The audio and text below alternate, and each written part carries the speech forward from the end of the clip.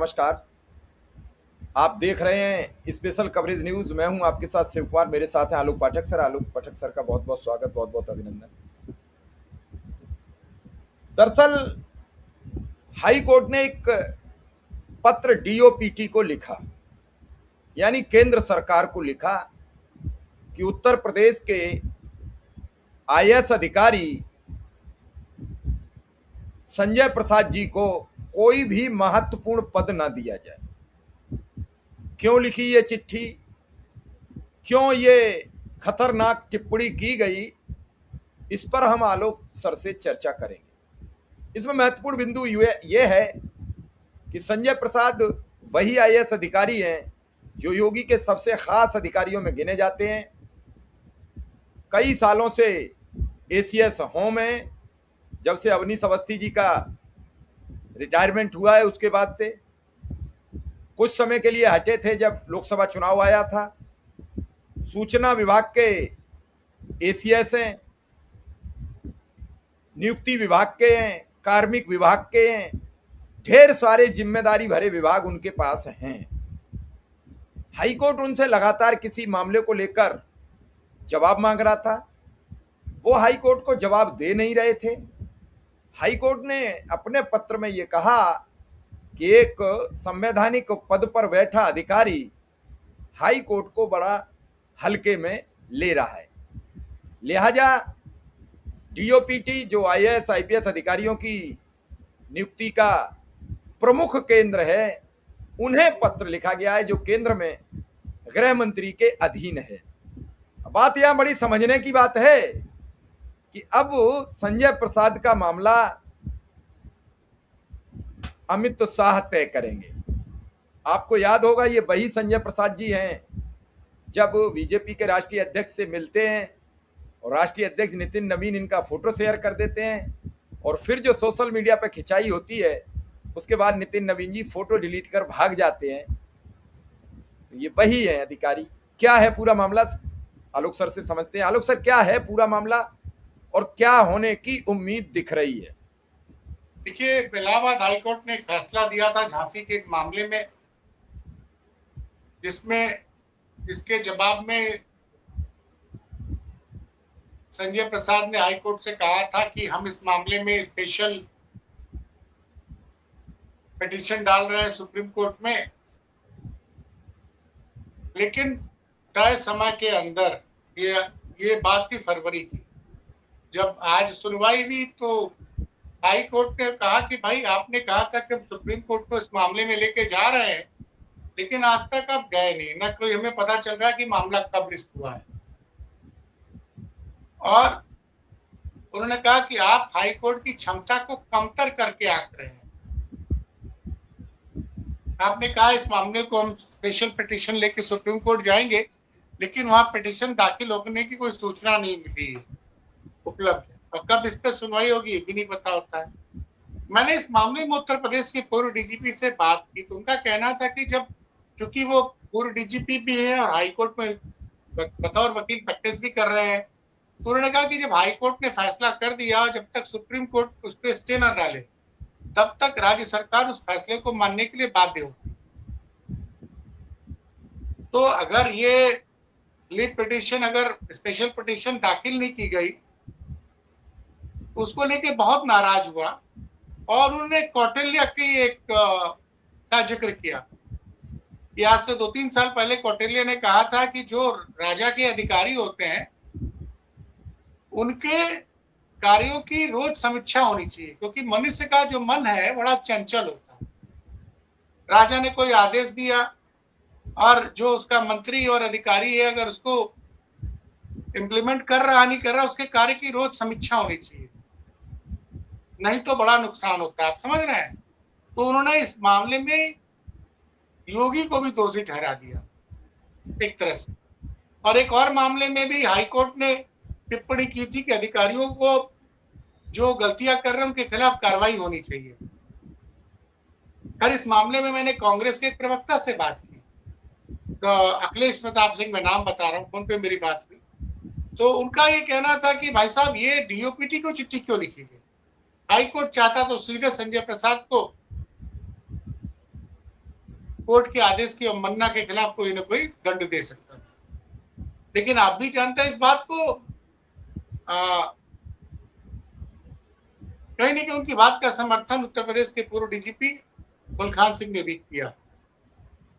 लेकिन सवाल ये उठता है कि अब हाई कोर्ट को लोग अगर अधिकारी गलत सूचना दे रहे हैं, ये तो बड़ा सवाल है,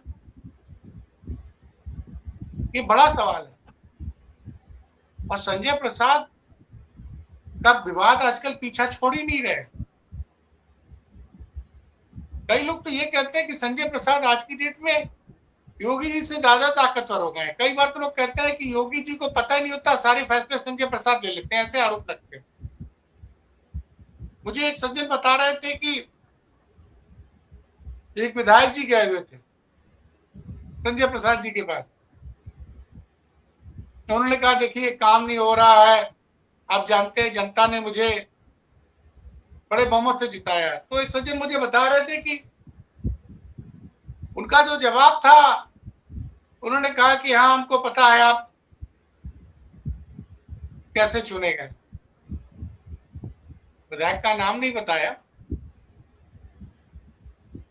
मतलब कई विधायक जो है संजय प्रसाद से, चूंकि उनके पास कई विभाग हैं, गृह विभाग है, सूचना है, मुख्यमंत्री के प्रमुख सचिव हैं,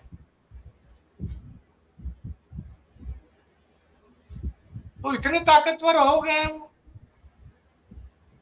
भाई हाई कोर्ट की ताकत को कमतर रखना ये कहाँ का निर्णय है? और उन्होंने हाई कोर्ट के जज ने रजिस्ट्रार को बोला कि आप डीओपीटी की चिट्ठी लिखिए, इनकी फाइल भेजिए और बोलिए कि इनको कोई महत्वपूर्ण पद भविष्य में न दिया जाए। पूरा मामला मैं आपको बता रहा हूं। पूरा मामला ये था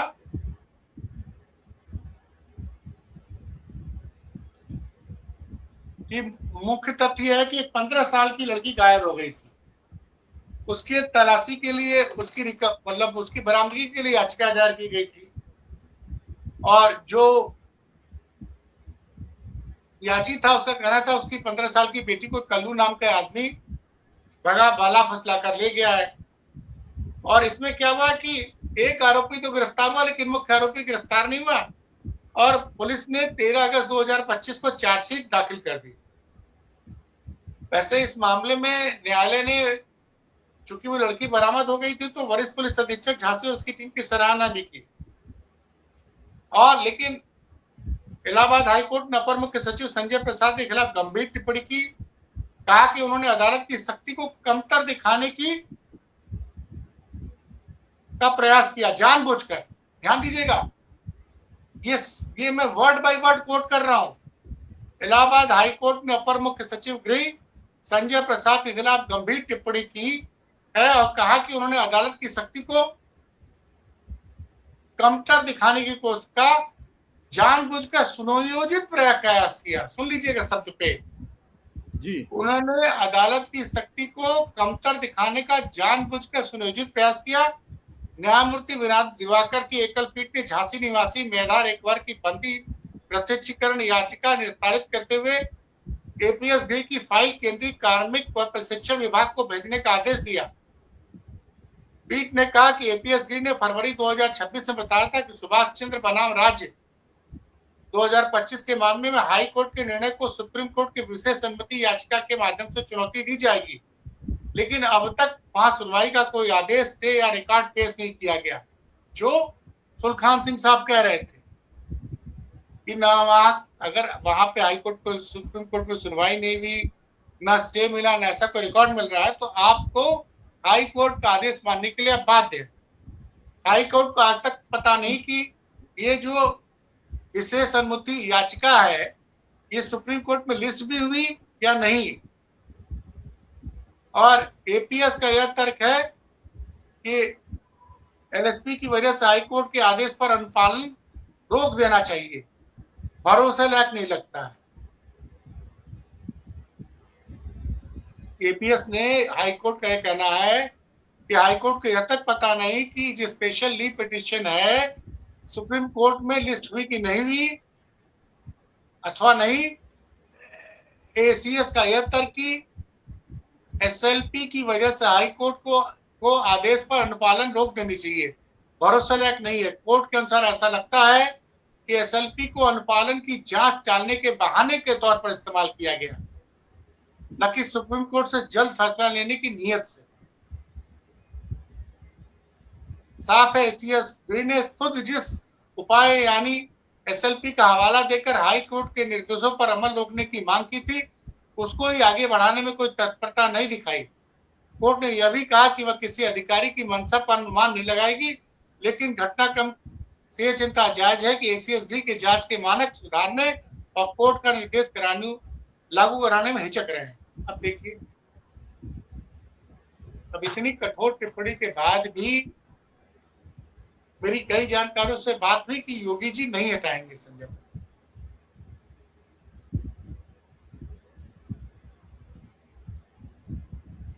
कोई जज ये कह दे कि आपने हाई कोर्ट की ताकत को कमतर रखने की कोशिश की है, शिवकुमार जी, बड़ी बात है, बड़ी बात है। और विस्तार से चिट्ठी लिखवाना कि डीओपीटी को चिट्ठी लिखो कि इनको महत्वपूर्ण पद पे न बैठाया जाए। एक बड़ी तो बात है सर, बहुत बड़ी बात है, छोटी मोटी बात नहीं है। अगर केंद्र सरकार को ये चिट्ठी लिखी जाए डीओपीटी को, गृह मंत्रालय की नियुक्ति विभाग को, तो फिर इससे बड़ी सवाल ये उठता कि अब ये खबर अखबारों में छप गई है, उसके बाद क्या योगी जी उनको, चूंकि महत्वपूर्ण पद तो खुद यूपी में संभाल रहे हैं भाई, वो मुख्यमंत्री के अपर मुख्य सचिव है उनके ऑफिस के, वो भी महत्वपूर्ण पद है। गृह विभाग के सर्वे सर्वा एसीएसडी, वो भी महत्वपूर्ण है। तो क्या इन दोनों दायित्वों से संजय प्रसाद को मुक्त किया जाएगा? बड़ा सवाल तो ये है। और हाईकोर्ट की इतनी बड़ी टिप्पणी हो गई, तो ये भाई साहब एक खबर और एक बात है कि ये एक बार थोड़ा ही हो रहा है। बीच में आपने देखा कई एसपी फंसे, फर्रुखाबाद के एसपी को 2-3 घंटे बिठा भी लिया गया, लेकिन इतनी सब टिप्पणियों के बाद अधिकारियों के कानों पर जूं क्यों नहीं रोकती है, रेंग रही है कि आखिर अदालत के आदेशों के पीछे हम अवहेलना क्यों कर रहे हैं। इतनी आदेश आ रहे हैं, बार बार आदेश आता है बुलडोजर मत चलाइए, बार बार आ रहा है कि एनकाउंटर मत कीजिए। हाईकोर्ट पूछ रहा है कि क्या एनकाउंटर जरूरी है, और आप देख रहे हो ताड़ ताड़ हो रहे हैं उत्तर प्रदेश में। तो इनका सबका कौन जिम्मेदार होगा सर? आलोक सर। और उसके पहले भी आज एक ही जजमेंट और आया जिसके बारे में जिक्र कर रहा हूं। हाई कोर्ट ने यूपी के मुख्यमंत्री से कहा अफसरों को जिम्मेदार ठहराए कि वरिष्ठ अफसरों की तय हो जिम्मेदारी, जरूरत पड़े तो आपराधिक जिम्मेदारी भी। अब बताइए, इलाहाबाद हाई कोर्ट ने एक आदेश में उत्तर प्रदेश के सीएम से कहा कि वह इस बात को स्वीकार कर रहे हैं कि अब समय आ गया है जब वरिष्ठ अफसरों और शीर्ष स्तर के अधिकारी को उनके विभागों, उनके अधीन काम करने वालों की चूकों के लिए जवाबदेही, यहाँ तक कि आपराधिक रूप से भी जिम्मेदार ठहराया जाए।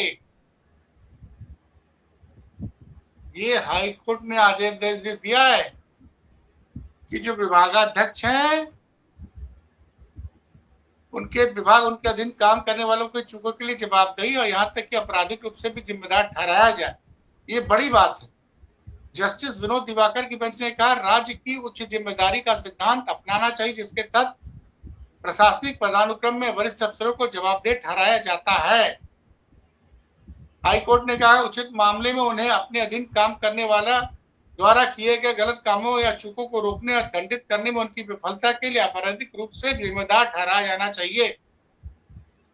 बेंच ने अपने 16 पेज के आदेश में कहा है कि वरिष्ठ अफसरों को अपने अधीन काम करने वालों के आचरण और प्रदर्शन के लिए जवाबदेह ठहराया जाना चाहिए, क्योंकि सार्वजनिक मर्यादाओं को की प्रभावी डिलीवरी सुनिश्चित करना उनकी पेशेवर और प्रशासनिक दोनों जिम्मेदारी है। तो सर क्या संजय जी, बात पूरी कर लीजिए, बात पूरी। तो पूरी किसी भी टिप्पणी की है। कोर्ट ने संस्थागत पतन के लिए 2 अलग अलग रूपों के प्रति आग्रह किया है। मन का भ्रष्टाचार, जिसके तहत आधिकारिक सत्ता की आड़ में निजी स्वार्थों की पूर्ति के लिए निर्णय लेने की प्रक्रिया को जानबूझकर विकृत कर रहे हैं, समझ रहे हैं। पैसे का भ्रष्टाचार, जिसके तहत सार्वजनिक पद को व्यक्तिगत आर्थिक लाभ का जरिया बना लिया जाता है। ऐसी जवाबदेही को वैध रूप से आपराधिक दायित्व तक बढ़ाया जा सकता है। अब बताइए।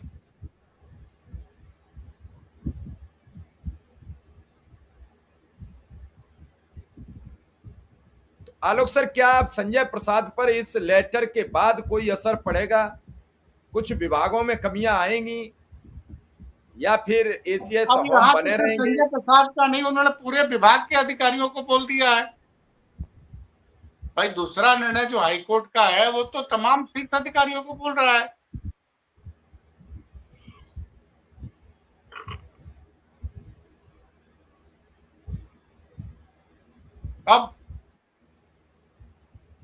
अब ये देखना है कि योगी जी क्या फैसला लेते हैं। अब योगी जी की अग्नि परीक्षा है कि हाईकोर्ट की इस टिप्पणी के बाद भी अगर वो संजय प्रसाद को नहीं हटाते। अभी तो आज ही आदेश आया है, अब देखते हैं क्या फैसला आता है।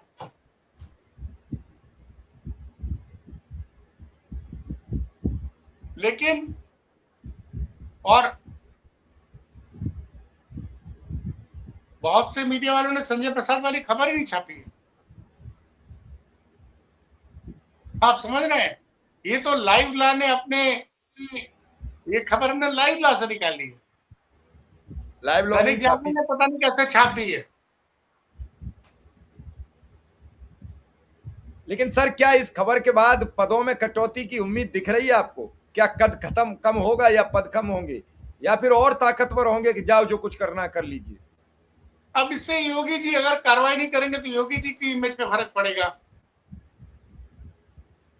भाई संजय प्रसाद उस कुर्सी पे तब तक हैं जब तक योगी जी का आशीर्वाद उनको प्राप्त है। ये सबको समझ में आ रहा है। योगी जी उन पे आंख मूंद के भरोसा करते तभी ना उनको इतने महत्वपूर्ण विभाग दे दिए हैं। गृह मंत्रालय भी उनके पास है, आप बता रहे हैं कि नियुक्ति विभाग भी उन्हीं के पास है। उसके अलावा वो मुख्यमंत्री कार्यालय भी पूरी तरह से वो देखते हैं। इसका मतलब योगी जी उन पे आंख मूंद के भरोसा करते हैं।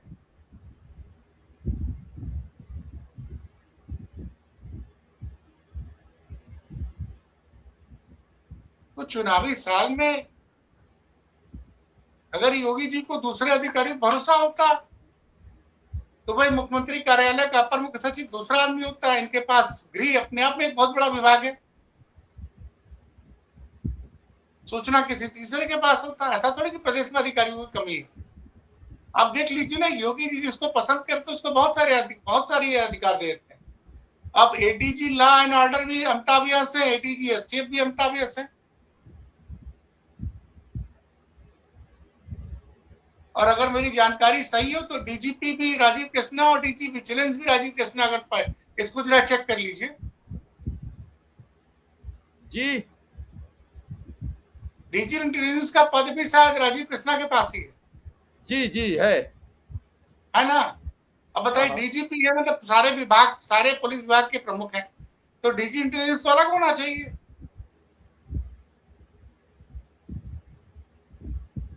और कई अधिकारी ऐसे जिनको पोस्ट नहीं दी जा रही है। डीजी विजिलेंस वही है इस समय। है? डीजी विजिलेंस राजीव कृष्णा जी हैं। अब बताइए,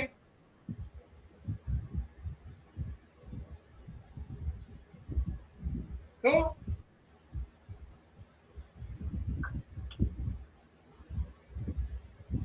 लॉ एंड ऑर्डर का ये आलम है कि कमलेश बिंद नामक एक अपराधी का कल एनकाउंटर हुआ गाजीपुर।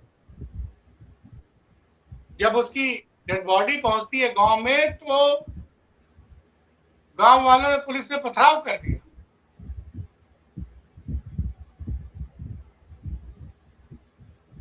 और कमलेश बिंद की पत्नी चिल्ला चिल्ला के कह रही है कि पुलिस वालों ने मेरे पति को मेरे सामने मारा है थाने में, उसके ले जाके जंगल में एनकाउंटर कर दिया है। उसने बयान कैमरे पे दिया है अक्षय कुमार जी। बिल्कुल आप ठीक कह रहे हैं। और गृह विभाग का चार्ज किसके पास है? संजय प्रसाद जी के पास।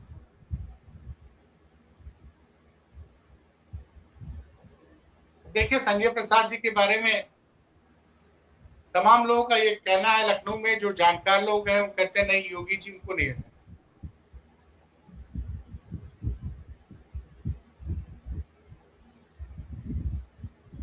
चलिए फिर चलिए कल चलिए तो सर, आने अब वाले देखते हैं।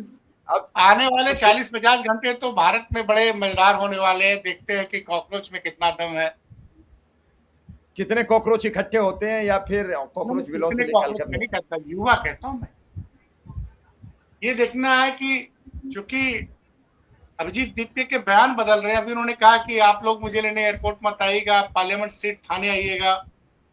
अब देखना है कि वो अमेरिका से फ्लाइट पकड़ते हैं या नहीं पकड़ते हैं। चलिए सर, देखते हैं। आपने समय दिया, आपका बहुत बहुत आभार, बहुत बहुत धन्यवाद।